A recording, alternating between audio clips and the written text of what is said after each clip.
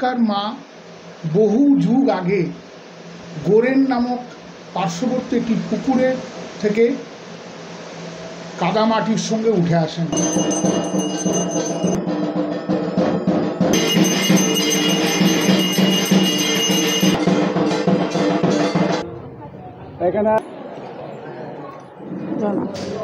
এবার আমি তোমাদের জানাই তোমরা কিভাবে আসবে। Our hearts beat to the city streets. We began to feel the fire. We rise like tall buildings as the chemicals that take us higher. Good morning, ভ্রমণারে আরো এক নতুন অধ্যায় তোমাদের সকলকে স্বাগত।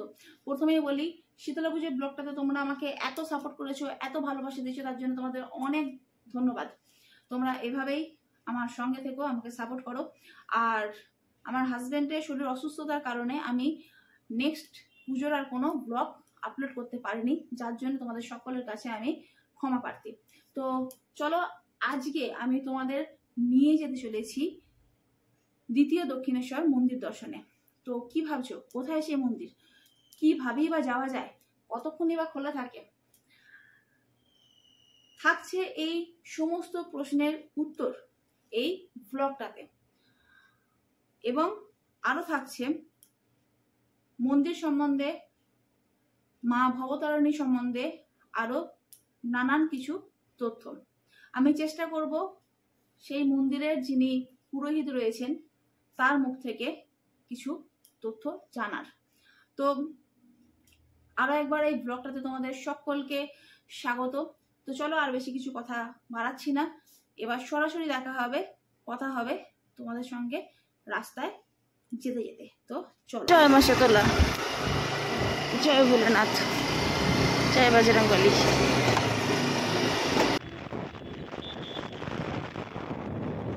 এই যে এই ডান দিকে চলে যাচ্ছে শেয়ারা পুলিশ স্টেশন। চলো, গাড়িতে ফিল আপ করিয়ে নিয়েছি, এবার এগোনো যাক। Our hearts beat to the city streets. We began to feel the fire. এদিকে চলে আসে ডানকুনি। আর আমরা যেতে পারি ডান দিকে? না, এই সোজা চলে যাচ্ছে হচ্ছে তারকেশ্বর রোডের দিকে, তারকেশ্বরের দিকে। সেখান থেকে হাইওয়ে যারা ধরবে তারা এই সোজা চলে যাবে, পেয়ে যাবে। আর আমরা যাব এই দিকে,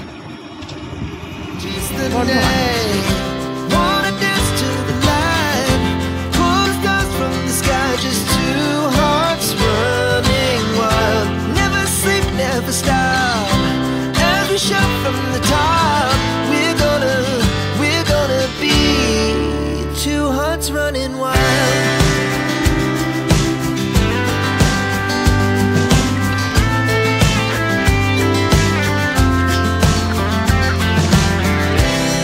Now the morning is the afternoon.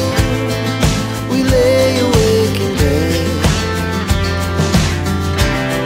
The glass so loud as the hours. চলো, যেতে যেতে তোমাদের মন্দির সম্বন্ধে কিছু তথ্য দিয়ে রাখি।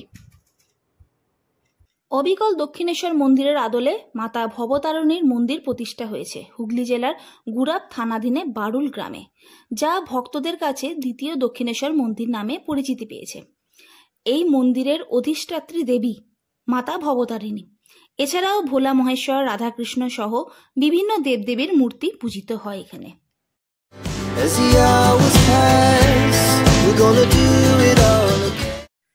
এই যে এই বাঁ দিকে একটুখানি গেলেই দেখা মিলবে খন্ডান রাজবাড়ির।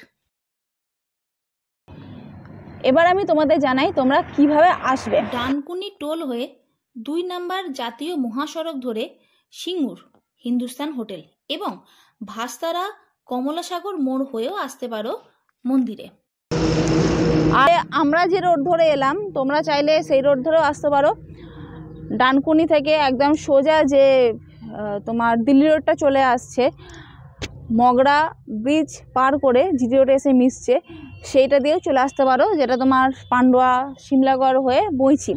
এবং বইচি থেকে চৌমাথা মোড়ে বাঁদিকে দুর্গা মণ্ডপ আছে, দুর্গা মণ্ডপে ঠিক বাঁদিকে বেঁকে গিয়ে তোমরা চলে যেতে পারো মন্দিরে। আর এই হলো সিমলাগড় কালীবাড়ি।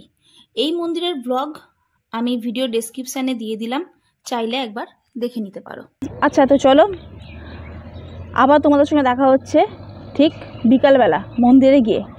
তাহলে বলবে এত সকালবেলা কোথায় যাচ্ছি? বইচি ঠিক পরের স্টপেজ হচ্ছে দেবীপুর হচ্ছে আমার বাপের বাড়ি। তো এখন আমরা যাচ্ছি বাপের বাড়িতে সারাদিনটা থাকবো, কিছু আমার কাজও আছে, সেই কাজকর্মগুলো করে বিকেলবেলা সরাসরি মন্দিরে গিয়ে তোমার সঙ্গে দেখা হচ্ছে। প্রতিদিন সকাল 8টা থেকে দুপুর 1টা পর্যন্ত এবং দুপুর 3টে থেকে রাত্রি 9টা পর্যন্ত মন্দির খোলা থাকে। সন্ধ্যা 6:30-এ সন্ধ্যারতি হয়। কথা বলে জানতে পারলাম এখানে থাকার কোনো ব্যবস্থা এই মুহূর্তে নেই, তবে খুব শীঘ্রই তা হয়ে যাবে।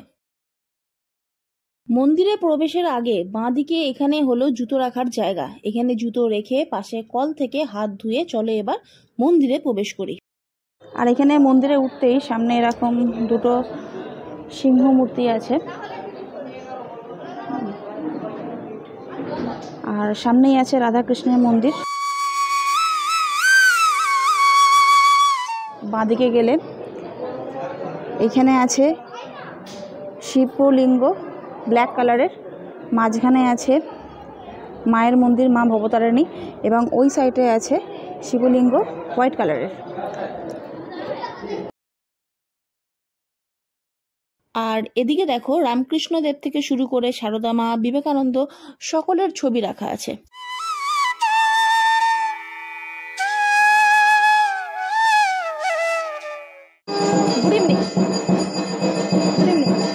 এখানে আসতে অনেকটা সন্ধ্যা হয়ে গেছে, আর অলরেডি তোমার এখানে সন্ধ্যারতি শুরু হয়ে গেছে, আর এখানে ট্রিমেন্ডাস লেভেলের গরম, মানে মারাত্মক গরম। তো চলো তোমাদের সন্ধ্যারতিটা একটু দেখাই।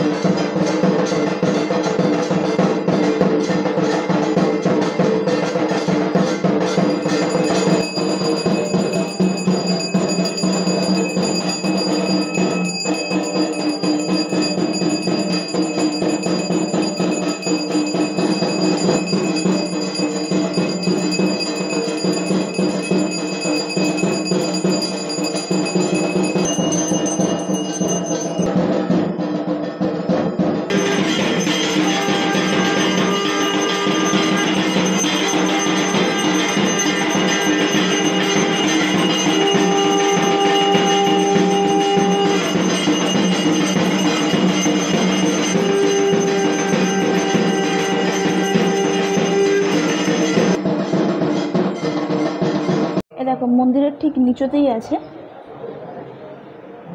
মায়ের পুজোর ডালার দোকান।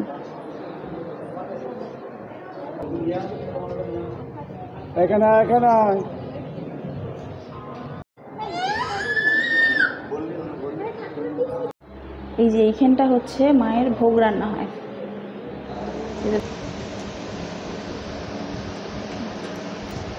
নমস্কার। বারুল ভবতারিণী মন্দিরের পক্ষ থেকে আমি হিমাংশু চক্রবর্তী কথা বলছি। আপনারা প্রত্যেক ভক্তবৃন্দ আমার সশ্রদ্ধ প্রণাম নেবেন, প্রীতি শুভেচ্ছা প্রত্যেকের জন্য রইল। তাই এনারা আমাকে একটা প্রশ্ন রেখেছেন যে এই মন্দিরের উৎপত্তি কিভাবে হলো, মায়ের উৎপত্তি থেকে এলো, মা এখানে কতদিন বসবাস করছেন ইত্যাদি ইত্যাদি। এবং মায়ের পরিচালনা কিভাবে হয়, প্রত্যহ হ্যাঁ, ভোগ কীরমভাবে হয়, কিভাবে যাওয়া আসা হয় এখান থেকে, ইত্যাদি প্রশ্নের সংক্ষিপ্ত উত্তর আমি এনাদের দিচ্ছি। এখানকার মা বহু যুগ আগে গোরেন নামক পার্শ্ববর্তী একটি পুকুরের থেকে কাদামাটির সঙ্গে উঠে আসেন। সেই থেকে ইনি পরিচিত হয়ে আছেন গোরেনের মা হিসাবে, এবং বহু যুগ ধরে উনি বিভিন্ন আকারে এখানে আছেন এই ভিটেতে। প্রথমে ছিটে বেড়ার ঘর, তালপাতার ছাউনি, তারপরে মাটির দেওয়াল, খড়ের ছাউনি, পরবর্তীকালে এক মহিলার সাহচর্যে ছোট্ট কুঠুরি, ছোট্ট দালান, এই নিয়ে মায়ের জগৎ ছিল।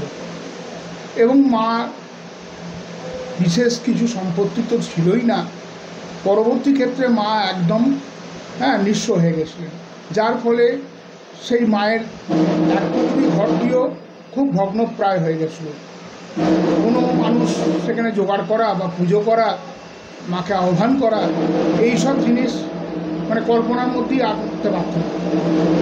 পরবর্তী ক্ষেত্রে মতিলাল চক্রবর্তীর সাহচর্যে মা ওনাকে আশীর্বাদ করলেন। এই মন্দির 2021 সালে 24শে ফেব্রুয়ারি অর্থাৎ 11ই ফাল্গুন এই মন্দির পুনঃপ্রতিষ্ঠা হলো। মায়ের সেই ভগ্নাবশেষ থেকে মা এলেন রাজবাড়িতে। এটা সম্পূর্ণরূপে মিরাক্কেল এবং মায়ের সম্পূর্ণ লীলা খেলার মাধ্যমে এই মন্দির পুনঃপ্রতিষ্ঠা হয়েছে। এই মন্দিরের কাজ আমরা কেউ কল্পনাও করিনি। আজকে যে দেবদেবীরা আছেন তাদের নিয়েও আমরা কোনো কল্পনা করিনি, কিন্তু মা যেন অটোমেটিক এই মন্দিরকে সাজিয়ে নিয়েছেন মতিলাল চক্রবর্তীর হাত ধরে, এবং প্রত্যেকের সাহচর্য। আজকে প্রত্যেক ভক্তর একান্ত ঐকান্তিক ইচ্ছা মা সূত্র থেকে মা প্রকট হয়েছে, এবং প্রত্যেক ভক্তের তিনিও যেমন আশীর্বাদ নিচ্ছেন, মাও তেমনি আশীর্বাদ ফিরিয়ে দিচ্ছেন। সুতরাং আবার বলবো, আপনারা প্রত্যেকে আসুন এই মায়ের কাছে। মা তার স্নেহের পুত্রকন্যাকে নিশ্চয়ই কোনো না কোনোভাবে উপকৃতও করবেন এবং তাদের মানসিক ব্যথা বেদনার সুরাহাও করবেন। এবার বলি, মায়ের এখনও আমরা নিত্যভোগ চালু করতে পারিনি, যেটা অন্নভোগ। আমাদের এখানে ফল ভোগ দেওয়া হয় সকাল 11:30টার ভেতরে গ্রীষ্মকালে, শীতকালে সেটা 12টা হয়। আর সন্ধ্যাকালীন আমাদের শীতল ভোগ হয়, সেটা গ্রীষ্মকালে 6:30 থেকে 7টার ভেতরে, শীতকালে সেটা 6টার মধ্যে। আর বিশেষ বিশেষ তিথি এবং অমাবস্যা তিথিতে মা বাবাদের আমরা অন্নভোগ দিই। ওই দিন আমাদের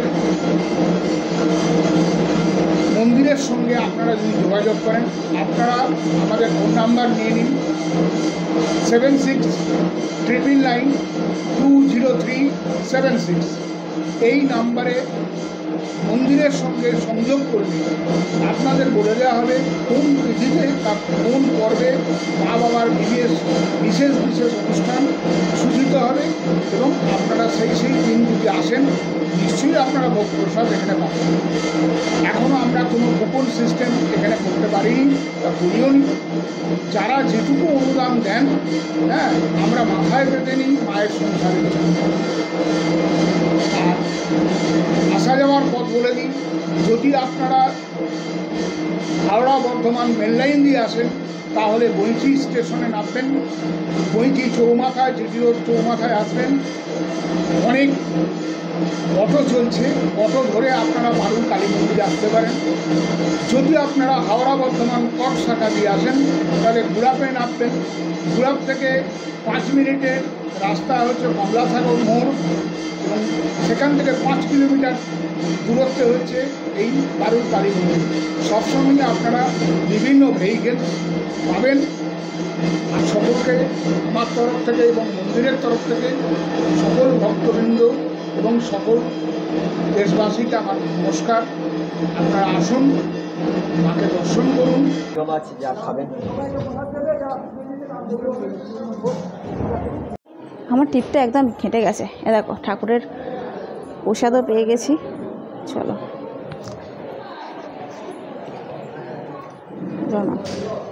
তো আমি চেষ্টা করলাম আজকে তোমাদের আমি যতটা পেরেছি তোমাদেরকে ইনফরমেশন দেবার আর মন্দিরটা দেখানোর। আর তোমরা যারা সন্ধে পুজো দেখে বাড়ি যাওয়ার প্ল্যানিং করবে তারা অবশ্যই কিন্তু টোটো বা যে কোনো গাড়ি রিজার্ভ করে আসবে। তার কারণ হচ্ছে এখানে সন্ধ্যের পর কিন্তু গাড়ির ব্যবস্থা খুব একটা ভালো থাকে না। তো চলো আর বেশি কিছু বলছি না, এই ব্লগটা এখানেই শেষ করছি। ভিডিওটা কেমন লাগলো অবশ্যই এটা কমেন্ট করে জানিও। তোমরা কিন্তু কমেন্ট করো না, তোমরা কমেন্ট করলে আমার একটুখানি আরও বেশি ভিডিও বানানোর প্রেরণা পাই। আর কলকাতার আশেপাশে কোন কোন জায়গাগুলো তোমরা দেখতে চাইছো অবশ্যই আমাকে কমেন্ট করে জানাবে। আমি পুরোপুরি চেষ্টা করব তোমাদের সেই জায়গাগুলোকে দেখানোর। তো ভালো লাগলে একটা লাইক করে দিও। যারা যারা এখনও চ্যানেলটা সাবস্ক্রাইব করো না তারা চ্যানেলটা সাবস্ক্রাইব করে দিও। চলো দেখা হচ্ছে খুব শিগগিরই। ভালো থেকো, সুস্থ থেকো, শুভরাত্রি।